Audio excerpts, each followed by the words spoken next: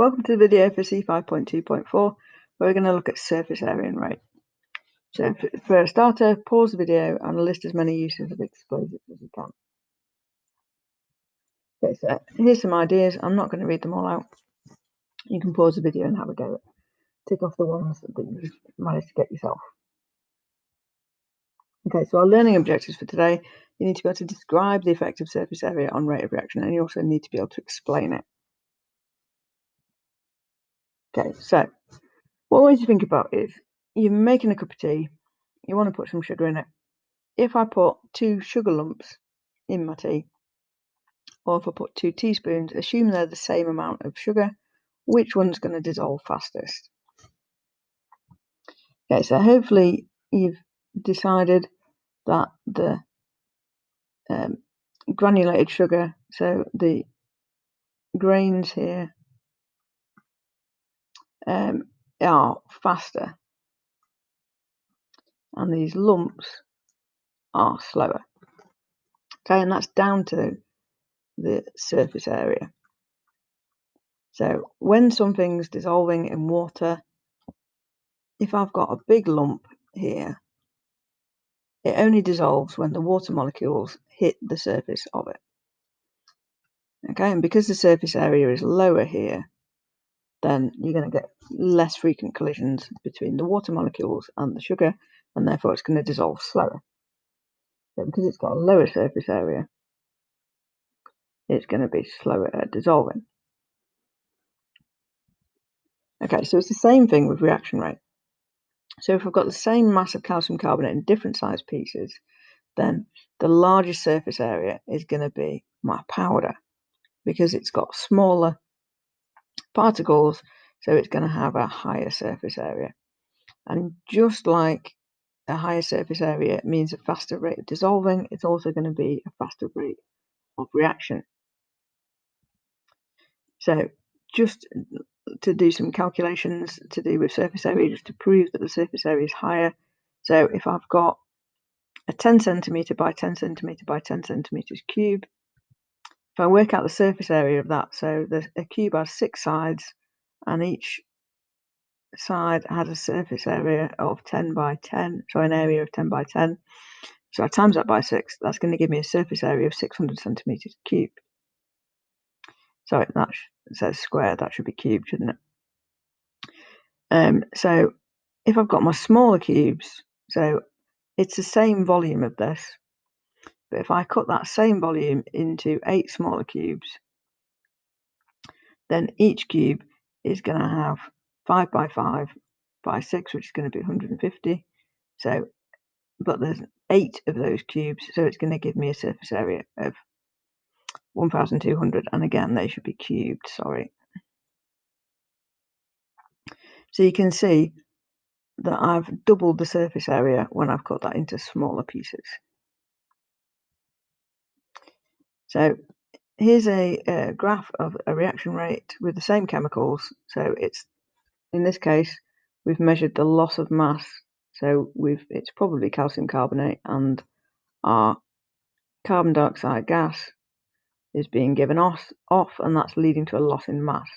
So you can see that the powder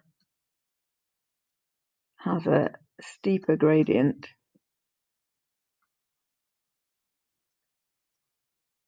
and if we remember when we looked at rates of reactions graph, a steeper gradient meant a faster rate of reaction. So our powder has given a faster rate of reaction, whereas our lump has got a less steep gradient. So it's a slower rate of reaction. And that's because the smaller my lump is, the higher the surface area, so the more reactant particles are exposed, so then I'm going to get more frequent collisions between the reactant particles. So I'm going to get a faster rate of reaction. Now you'll notice here that it levels off at the same mass loss, and that's because in this experiment, we've used the same mass of reactants. So it's going to make the same mass of products. I'm going to lose the same amount of carbon dioxide gas. It's just for the lump, because the surface area is smaller, it's going to take longer. So we can see when this reaction's finished by when the line becomes horizontal. So it's a bit difficult to see on there, but I think it's just about. So our powder has finished after 6 minutes, and our lump has finished after about 8¼ minutes. So here's a typical reaction that we would have. So we've got calcium carbonate, which is a solid. We've got hydrochloric acid, which is aqueous. That makes calcium chloride, which is aqueous. Carbon dioxide, which is gas, and water, which is liquid. So it's this gas, this carbon dioxide, is going to go escape, and that's going to cause the mass balance to go down. Now we have to have some cotton wool here. This just stops any liquid splashing out.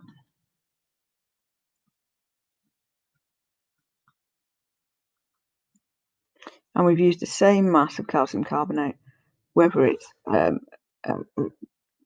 large chips, small chips, or whether it's a powder. We're going to use the same. We have to use the same mass.